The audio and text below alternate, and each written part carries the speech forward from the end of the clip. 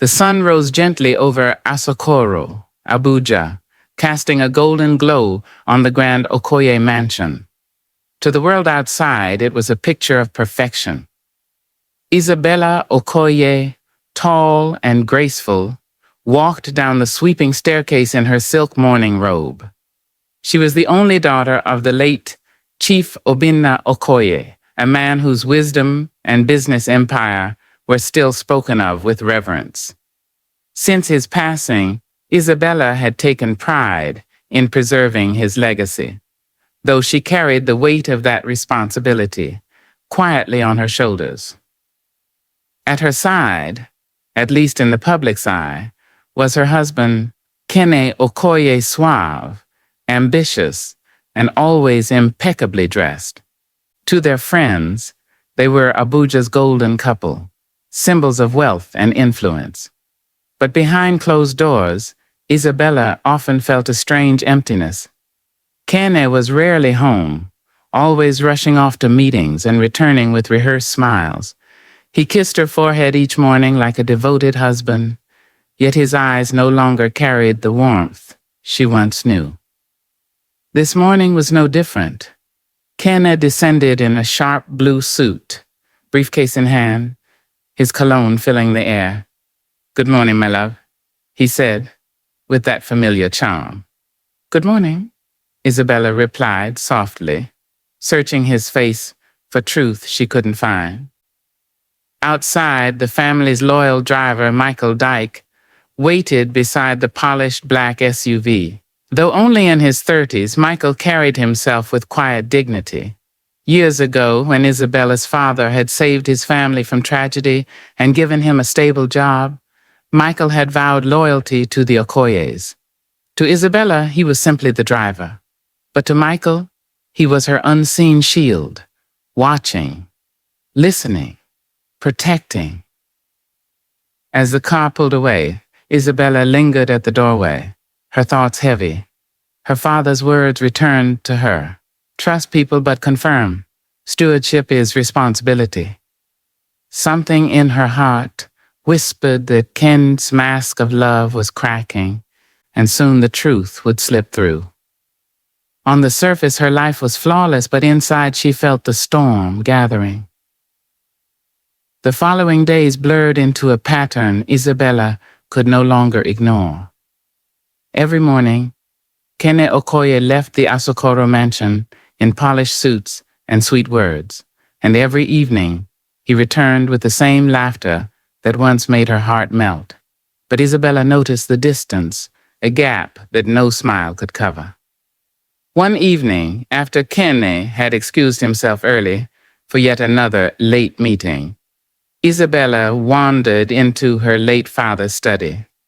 The room smelled faintly of old leather and cedar, lined with shelves of ledgers and files. She sat at his desk, running her hand over the smooth wood, remembering his steady voice. "Numbers never lie, Isabella.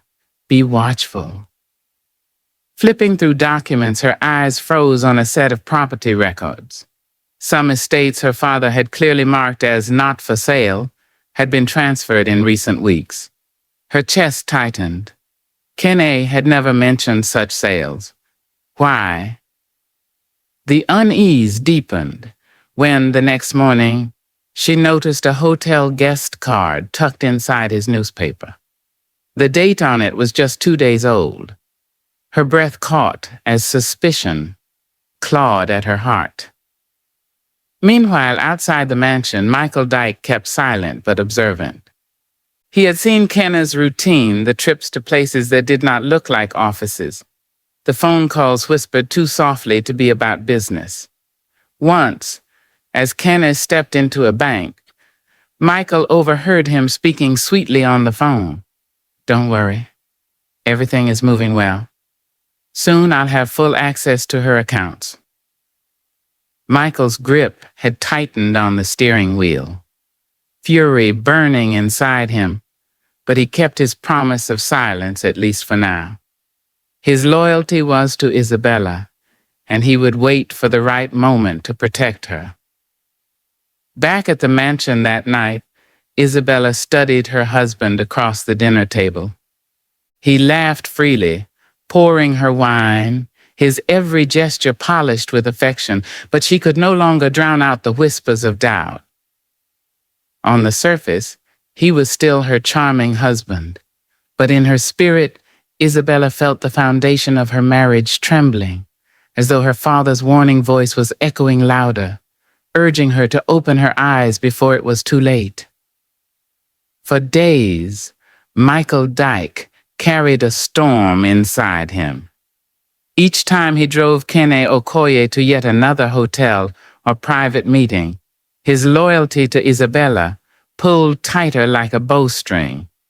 He had sworn to protect the Okoye family because her late father had once saved his own. But how could he keep silent while her husband slowly destroyed her life? One late afternoon, after dropping Kene at a supposed suppliers meeting, Michael returned to the mansion. The grand Asokoro residence was unusually quiet. Inside the study, Isabella sat hunched over her father's old ledger, her eyes red from sleepless nights, papers scattered around her. "Madam, are you all right?" Michael asked carefully. She looked up startled, forcing a faint smile. "I'm fine, Michael. Thank you." But she wasn't fine. Her hands trembled as she closed the ledger. Michael hesitated, torn between duty and silence. Then something within him snapped. He could not stand by any longer. He stepped closer, his voice low but urgent. "Forgive me, madam, but I must speak. I've seen things about Olga Kene." Isabella stiffened, anger flashing in her eyes.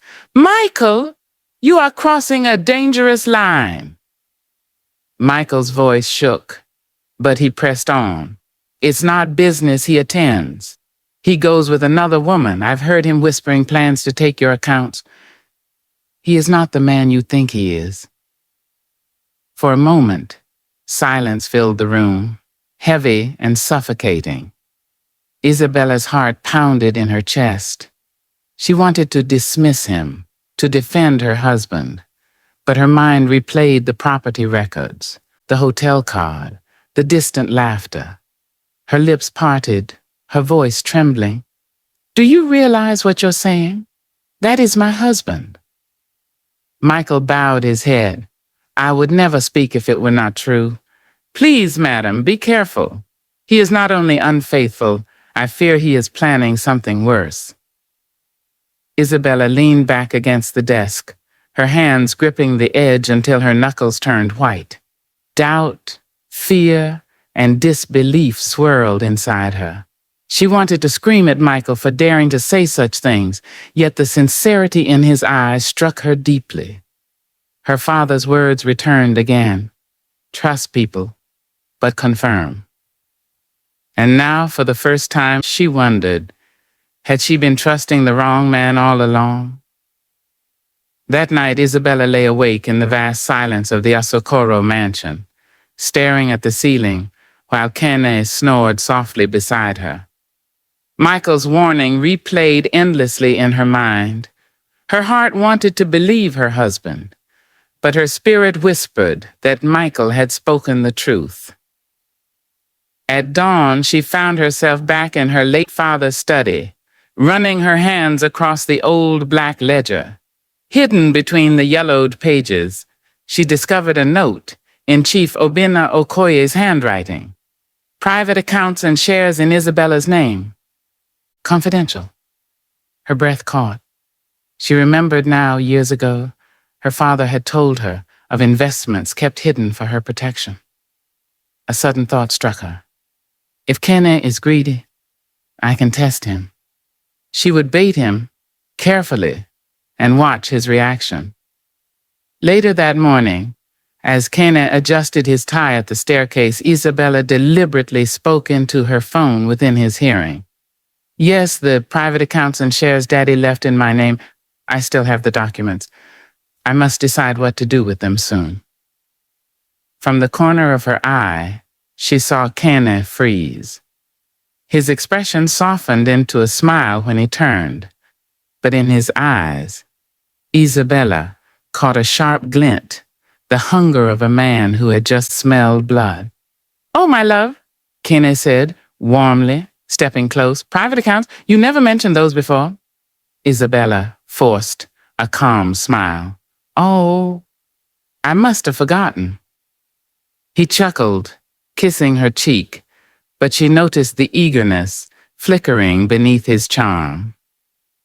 That evening, pretending to nap on the sofa, Isabella overheard him whispering on the balcony.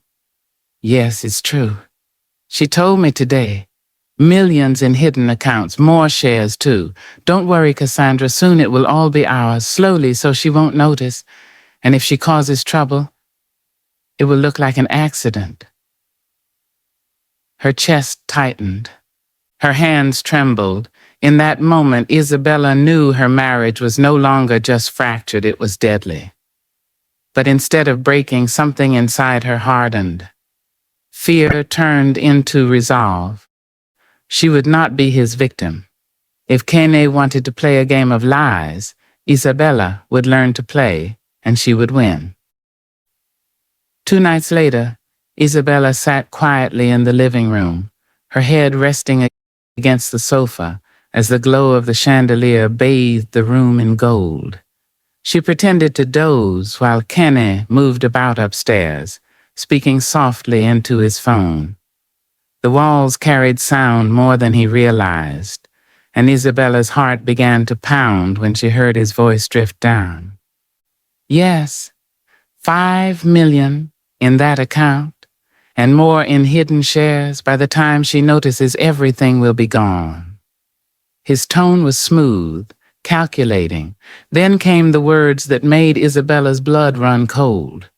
"And if she causes trouble, we make it look like an accident, a slip by the pool, or a sudden heart attack. Once she's gone, the lawyer signs the papers, and it all comes to me. Then, Cassandra, we'll live our dream life." The name Cassandra sliced through Isabella like a knife. Her husband's mistress, the woman he whispered love to while plotting her death. Her chest tightened, as though the very air betrayed her. She wanted to leap up, scream, demand answers, but her father's wisdom held her still. Trust people, but confirm. Proof was what she needed. Without it, Kene's charm would shield him, and the world would laugh at her accusations.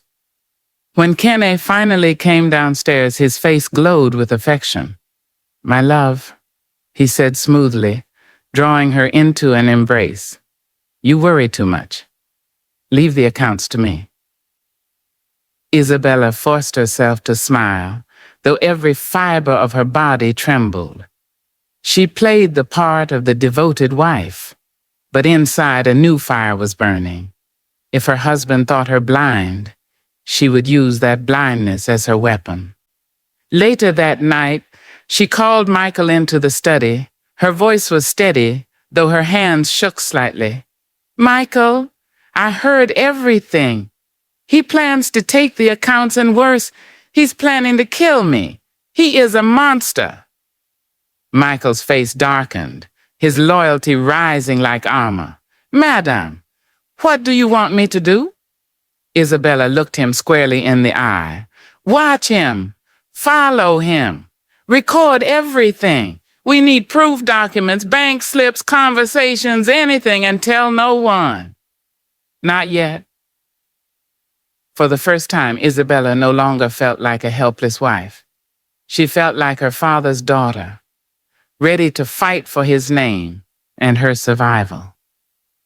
The morning after overhearing Kene's murderous whispers, Isabella moved through the Okoye mansion like a ghost.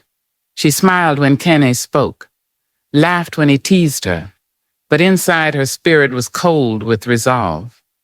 She had a plan, and she needed help she could trust.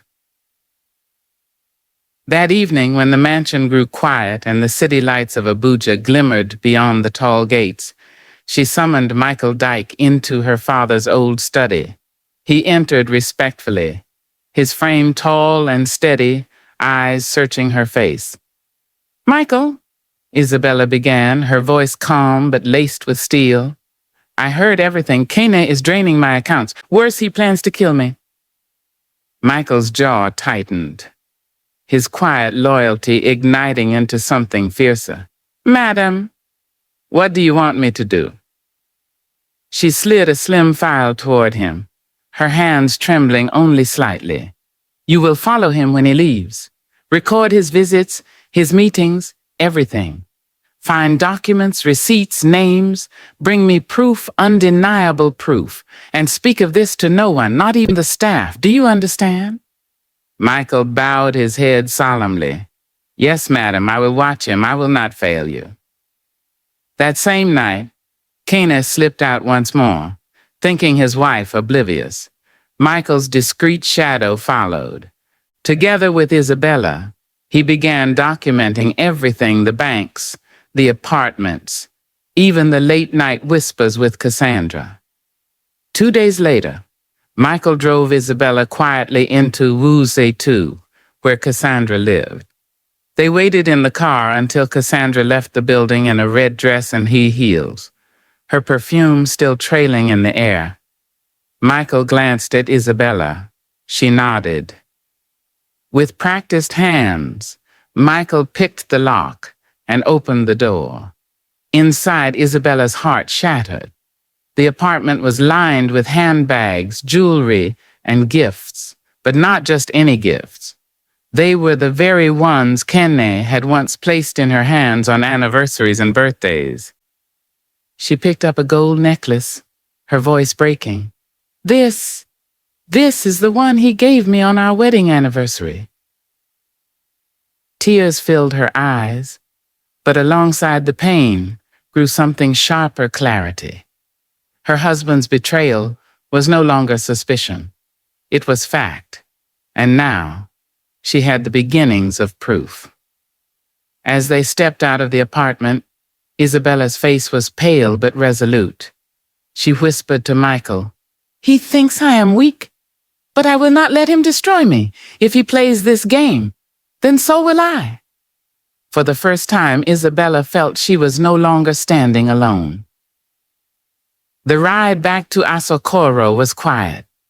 City lights blurred past the car windows as Isabella sat in the back seat, the gold necklace clutched tightly in her hand. The pieces of jewelry she had just seen in Cassandra's apartment were not only proof of betrayal, they were fragments of her broken heart. Her voice finally broke the silence, raw and trembling. Michael, my father trusted him. Daddy believed Kene would care for me when he was gone. And I gave Kene my heart, my trust, my everything. Yet all along I was living with a stranger. Tears slid down her face, hot and unrelenting. I feel like I failed Daddy as his daughter, as a wife. I closed my eyes when I should have seen. Michael gripped the steering wheel tighter, his knuckles pale. He had never seen her so broken. In a quiet, steady voice, he said, Madam, don't blame yourself. Even wise men are fooled by charm. Evil hides behind sweet smiles. Your father's trust was not misplaced. He placed me here for a reason to watch when others could not. Isabella looked up at him through tear-filled eyes, the words cutting through her grief. Her father's voice echoed in her memory once more. Trust people, but confirm. The pain in her chest shifted into something new, a slow-burning fire. She wiped her tears with trembling fingers and whispered, No more blindness, no more silence. Michael glanced at her in the rearview mirror. Her face was still wet with tears, but there was steel in her eyes now. Kene may betray me as a husband, she continued, her voice steadier, but he will not bury my father's name. I will fight for his legacy. I will not let him destroy what my father built. In that moment, grief transformed into resolve. Isabella was no longer a woman, crushed by betrayal. She was a daughter determined to defend her father's honor. Michael's voice came softly, but with conviction. and I will stand by you, madam, whatever it takes." The car rolled through the Abuja night, carrying two people bound not by power or blood, but by loyalty and truth. Isabella's illusions had shattered, but from their fragments a stronger woman was being forged. By now, Isabella's tears had dried into quiet determination. The betrayal was no longer suspicion. It was proven. Kene had sold her father's properties, lavished stolen gifts on Cassandra, and whispered plans of her accident. But instead of crumbling, Isabella chose to fight on her father's terms with wisdom and patience. One morning at breakfast, she set her trap. The dining table was neatly arranged, sunlight streaming through the tall windows of the Okoye mansion. Kene sat across from her sipping tea, his eyes calm and polished as ever. In a voice carefully measured, Isabella said, "Kene, I've been thinking about Daddy's private accounts. Maybe I should let you handle them. You understand business better than me." Kene paused mid-bite, surprise flickering across his face, before he masked it with a warm smile. "My love, that is very wise. I've always said you worry too much. Leave these things to me." Isabella forced a small smile, lowering her eyes as though surrendering. "Yes, I'll give you the details later." Behind her calm facade, her heart raced. She had baited the hook, and Kene had bitten without hesitation. Later that afternoon, pretending to nap in the living room, Isabella overheard him again. This time his voice was darker, more triumphant. On the balcony, he whispered into his phone, "Yes, Cassandra. She told me herself. Millions in those accounts. We'll drain them slowly. And if she resists, it ends quickly. An accident. No one will ever suspect." Every word felt like a dagger, but Isabella did not flinch. Instead, she clung to her father's guiding principle: trust, but confirm. Proof was piling up, but she needed more undeniable evidence to shatter Kene's mask before the world. That night, as she sat in her father's study, Michael entered quietly. She looked up, her eyes steady. "Michael, the trap is working. He has revealed his greed. Now we must be patient. Watch him. Follow him. Gather every scrap of evidence. When the time comes, we will expose him, and not even his charm will save him." Michael bowed his head with quiet resolve. "Yes, madam. I will not fail you." Isabella closed her father's ledger and whispered to herself, "He thinks me weak, but he has no idea the strength of a daughter who refuses to let her father's name be buried." The days that followed were a quiet storm. On the outside, Isabella still played the devoted wife, smiling when Kene kissed her cheek and nodding when he spoke of business. But inside, she was sharpening her resolve, every gesture now part of the trap she had set. Michael became her silent shadow in the game. Whenever Kene left the Asokoro mansion, Michael followed discreetly, documenting each move. He noted the banks where Kene lingered, the shell companies he whispered about, the transfers he attempted late at night. One evening, after trailing him to Maitama, Michael returned with photographs Kene holding hands with Cassandra, entering her apartment with documents in his briefcase. Isabella's hands trembled as she flipped through the images. Each picture was another nail in the coffin of his lies. But the final blow came when they broke into Cassandra's flat once more. This time, Isabella found receipts tucked inside a drawer bank, slips signed by Kene, transfers linked directly to her father's hidden accounts. Proof, solid and undeniable. She sank into a chair, holding the papers against her chest. Her tears flowed freely, but they were no longer tears of weakness. They were tears of release, of clarity. Michael, she whispered, now the world will see him for what he truly is. Michael crouched beside her, his voice steady and loyal. You have the truth now, madam, and truth is stronger than any mask. But we must be careful. He is dangerous. One wrong move, and he might strike first. Isabella raised her head, her eyes glistening but fierce. Then we must strike wisely, not with fear, but with proof. Kene thought I was blind. He thought my love made me weak. But now I see him clearly, and I will not let my father's legacy die at the hands of a traitor. For the first time in weeks, Isabella felt strength surge through her chest. She was no longer running from betrayal. She was preparing to face it head on. The stage was set. The mask of Kene Okoye, Abuja's charming businessman, was about to shatter, and Isabella, the daughter he underestimated, would be the one to break it. The evening was heavy with silence. The chandeliers of the Okoye mansion in Asokoro glowed warmly, but Isabella's heart was ice. She sat at the grand dining table, her posture regal, her eyes calm. On the surface, she looked every bit a loving wife, but hidden in her study drawer were the photographs, bank slips, and recordings, the final evidence of Kene's treachery. Kene entered, his tie loosened, his face carrying that smooth smile that had once fooled her. He kissed her cheek as he sat across the table. You look worried, my love. I've told you, let me handle everything. Isabella forced a soft laugh. I know, Kene. That's why I decided I'll give you full access to the accounts tomorrow. Kene's eyes gleamed, though he tried to mask it. Finally, you trust me completely.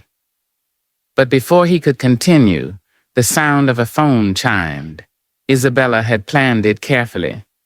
Michael's device, hidden in her handbag, connected to the speaker system.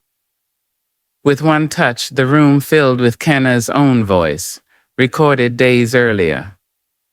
We drain the account slowly so it won't raise alarms, and if she causes trouble, we make it look like an accident, a slip by the pool, or a sudden heart attack. Once she's gone, the lawyer signs the papers and everything is mine. Cassandra, we'll live our dream life. The words hung in the air like a blade. Kene froze, his fork slipping from his hand, his face drained of color, his smile vanishing. Isabella, this isn't what it sounds like. She rose slowly, her eyes burning with tears and fire. No, Kene. It is exactly what it sounds like.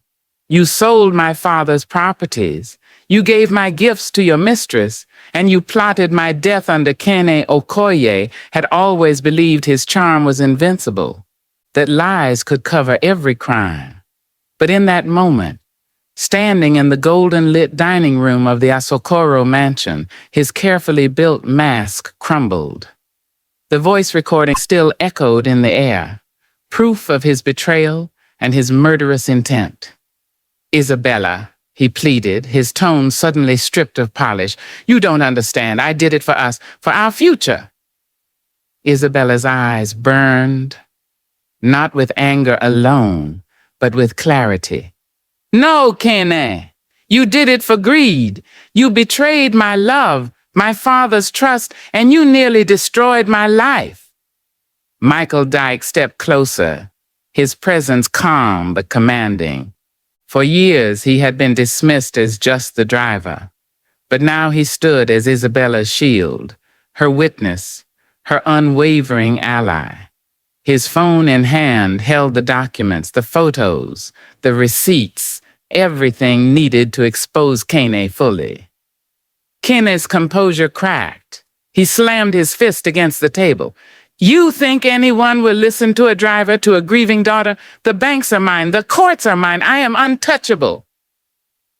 But Isabella's voice rose above his rage, steady and resolute. No man is untouchable when truth speaks. The world may have been blind, but now I see, and I will not let my father's legacy be buried by your lies. At her signal, Michael opened the study doors. Waiting there were 2 lawyers and a trusted family accountant, summoned quietly by Isabella days earlier. They had heard the recording live, their faces pale with shock. Kene's breath caught. The walls of power he had built around himself collapsed in an instant.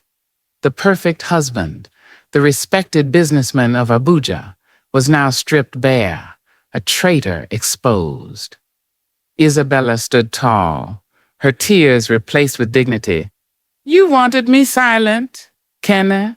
You wanted me gone.